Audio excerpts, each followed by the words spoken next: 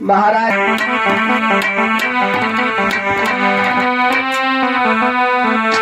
के आ गई घूमने नदिया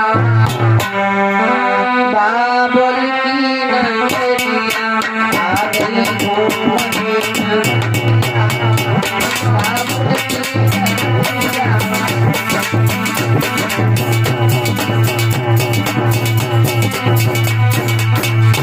अरे आ गई घूमने बाबुल की नदिया आ गई घूमने नदिया बाबुल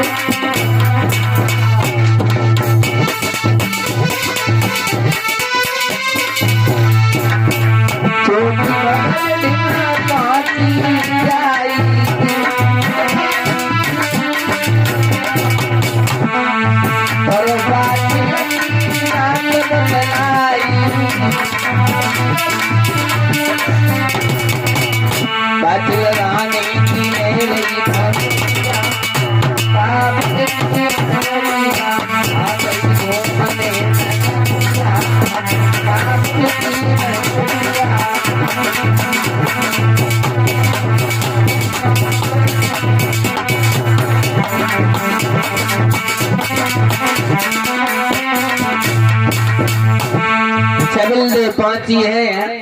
छोटी भाभी के पास में पहुंची। काछल ने सारी बात बताई। तुम्हें कुछ मालूम क्या? तुम्हारी बड़ी भाभी ने तो नाक कटवा दी। बोले क्यों? अरे तुम्हारा भैया घर पे नहीं है, पता नहीं किस साधु महात्मा के साथ में घूम के आई और उसका गर्भ लेकर के कोने में पड़ी रहती है। हाय हाय, जैसी नंद छबीले ने सुनी आगे बबूला हुई है। ऐसे मालूम पड़ी जैसे एक्सप्रेस जात हो। मैया बैठी थी, जैसी पहुंची लेकिन मैया खड़ी हुई, पैर छूने के लिए आगे बढ़ी। छबिल्ले ने लात मारी और जैसे ही लात मारी उसी समय मैया बासन ने हाथ जोड़ लिए। दीदी, मैंने ऐसा कौन सा कार्य कर दिया जो तुम मुझे मार रही हो? बोले चुप हो जा, कल मुई तूने मेरे खानदान की नाक कटवा दी। बोले क्यों? अरे मेरे भैया घर पे नहीं है और तू गर्भ से। एकदम से हाथ जोड़े कहने लगी, बहन तुम्हें नहीं मालूम, मैंने गुरु गोरखनाथ की सेवा की है और बाबा जी ने हमें गूगल दिया जिसकी वजह से ये गर्भ ठहरा है। हमारे पेट में बालक। बोले पागल बना रही है, ऐसा कहीं होता है? चली है वहां से अपने पिता के पास में पहुंची। उमर राव से कहा है, पिताजी तुम्हें नहीं मालूम तुम्हारे बहू ने तुम्हारी नाक कटवा दी। बोले क्यों? अरे भैया घर पे नहीं है और भाभी गर्भ से हैं, पता नहीं समाज के लोग क्या क्या बात करते हैं, इसलिए तुम ऐसा करो। कैसा? तुम अपनी बहू को घर से बाहर निकालो। उमर सिंह ने सोचा क्या ये बात सही है? पहुंचे हैं उमर सिंह, पूछा है बाचिल से। बाचिल ने सारी बात बताई। हमने गोरखनाथ की सेवा की है जिससे हमारे गर्भ है, लेकिन उमर सिंह ने जब देखा है, कहा है बहू ऐसा करो, समाज के लोग हमारी बेइज्जती करते हैं, इसलिए तुम ऐसा करो अपने पिता के यहाँ चली जाओ। बहुत विनती की है लेकिन एक भी विनती मैया की सुनी नहीं गई। आज अपने रथवान को बुलाया और रथवान को बुला करके मैया ने रामू रथवान से कहा है, सुनो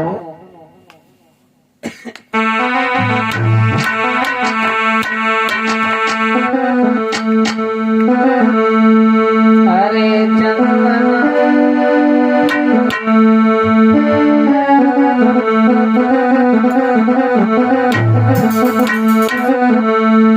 अरे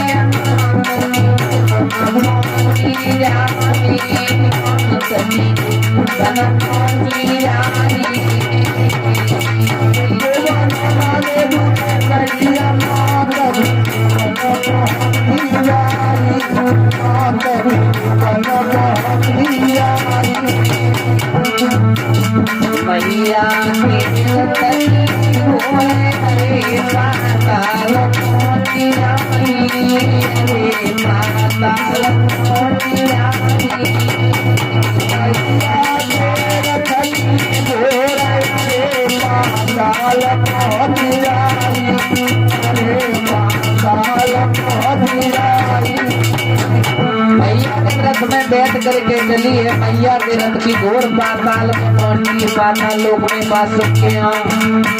और जैसे ही सुना है घोर की आवाज, उसी समय बासुक सोचने लगा आज ऐसा वीर कोई पैदा होने वाला है जो सारे नामों का विध्वंस करेगा। सभा को जोड़ते हैं, बीड़ा डाल दिया और कहा कोई वीर है ऐसा जो उस बुढ़िया को डस के आए। लेकिन हुआ ही अरे बाबे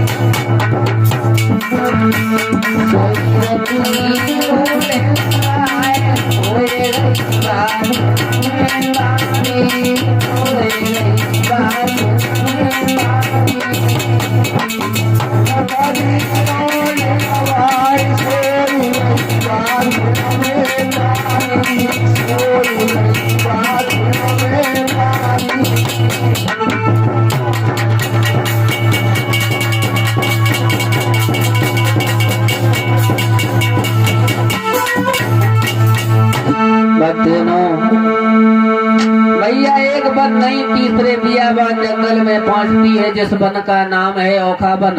जो भी उस वन में जाती है उस पे ओखा पड़ती है। आज उस वन में जब पहुंची है मैया, रथ की घोर की आवाज पाताल लोक में पहुंची। बासुक ने कहा है सभा जोड़ी है, बीड़ा डाल दिया, कोई है ऐसा वीर जो उसको डस के आए। आज तक्षक नाग ने कहा पिताजी हम उस बुढ़िया को डस के आएंगे। बीड़ा को चबा लेता है, चल देता है। मैया सो रही है, गुरु की आन लगी है, रथ के ऊपर कोई चढ़ नहीं सकता। अब वो नाग है, वो मन में विचार कर रहा है इस बुढ़िया को कैसे डसे।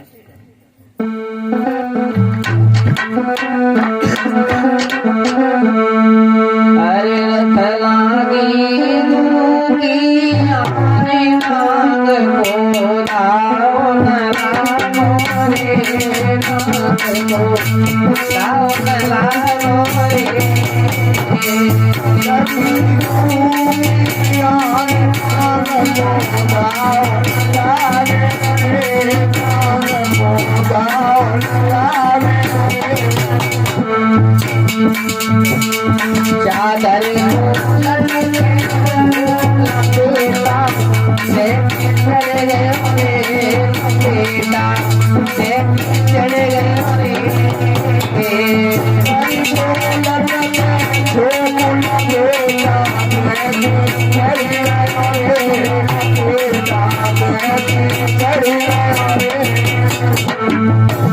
गुरु की आन लगी है रथ में।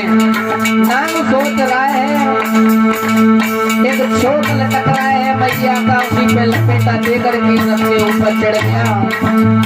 ऐसा ही नहीं सेवा माने मैं भूल आए सोचे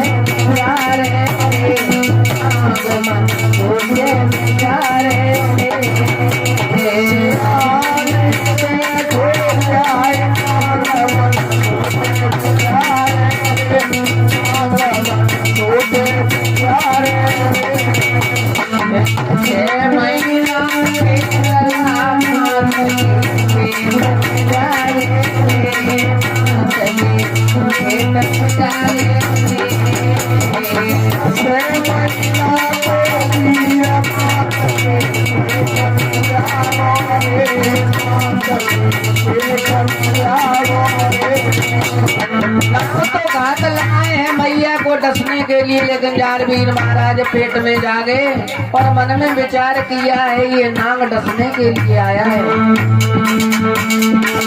तो मैया मन जाए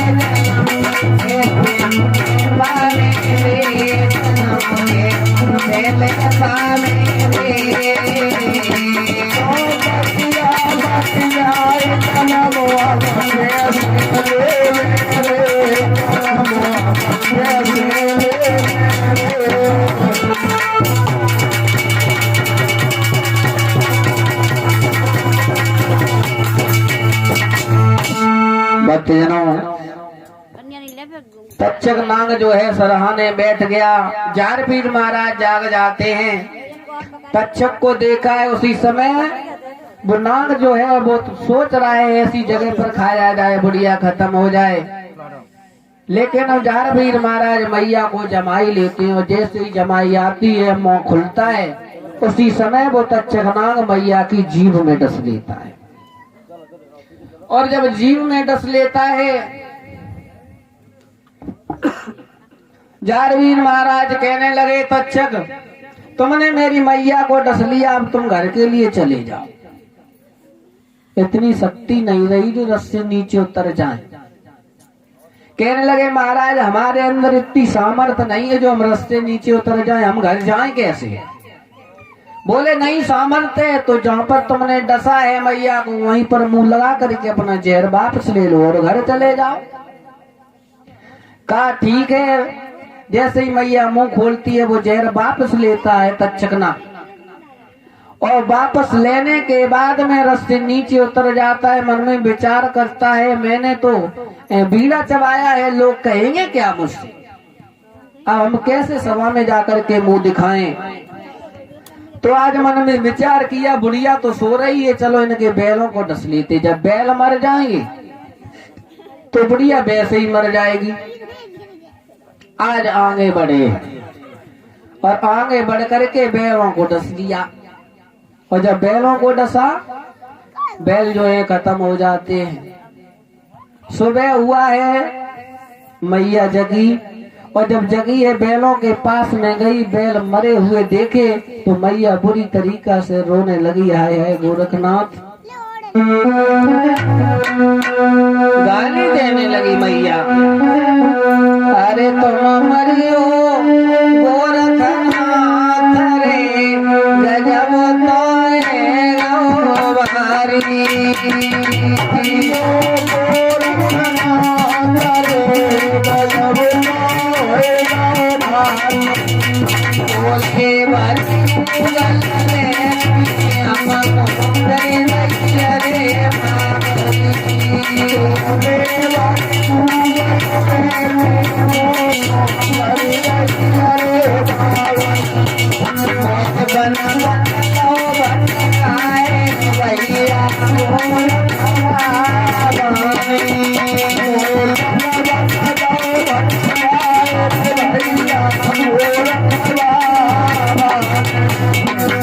मैया गाली दे रही है। उसी समय जारवीर महाराज पेट से आवाज लगाने लगे,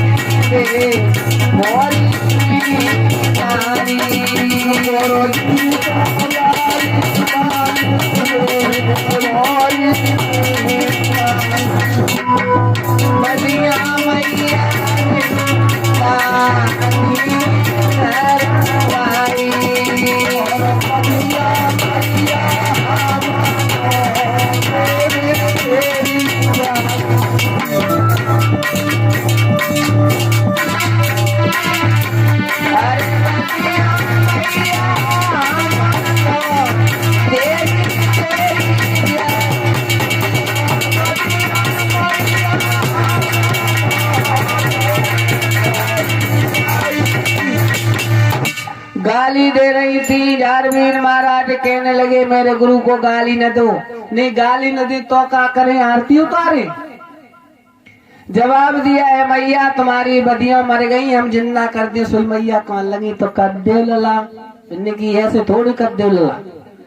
तो ऐसा करो इसी बनबेहड़ में डमरू बजवा और 12.5 मन की हमारी कराई सकवा, हम तुम्हारी बदियां जिंदा कर दी। सुई मैया कौन लगी लला तुम पेट में धरे हो और तुम्हें वहां से निकाल दिया गया, हमें तुम्हारे पिता के यहाँ से, न तुम तुम्हारे नाना के यहाँ न तो पिता के यहाँ बनबेहड़ में डले। हमारे पास कांते इतनी सामग्री आई गई जो हम तुम्हारी 12.5 मन की कराई सिखवाएं और तुम्हारा हम डमरू बजवाएं। हाँ एक बात जरूर है, चाहे हम तुम्हारे नाना के यहाँ पे हों या पिता के यहाँ पे हों, 12 नहीं 24 मन की हम तुम्हारी कराई सिखवा देंगे, डमरू बजवा देंगे, बदियां जिन्ना करो। जारवीर महाराज कौन लगे हमें विश्वास ना है। हाँ बोलला पेट में धरे तो विश्वास नहीं, बिल्कुल नहीं। तो भैया हमें विश्वास नहीं तुम्हारा। हाँ जन्नी करो 5100 रुपया निकालो और बदियां जिन्ना करो, जागो मंदिर सला बनाए लो। हाँ जल्दी करो। जब जारवीर महाराज को विश्वास नहीं, जब पेट में धरे हम तो इतनी दूर